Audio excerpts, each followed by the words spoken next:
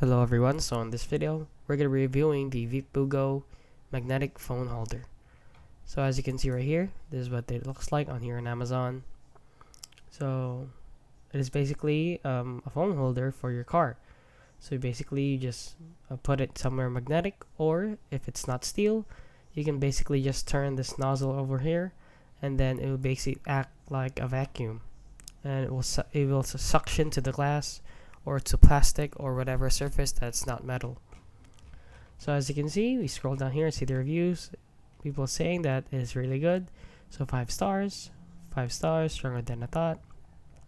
Totally worth for real. Sticks to the like glue on glass surfaces.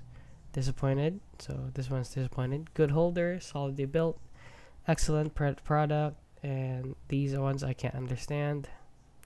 So great phone mount, 5 stars, and yeah, basically you get the gist of it. That is that a lot of people are satisfied with this product. And yeah, that is basically it, guys. So if you found this video helpful, please consider liking and subscribing.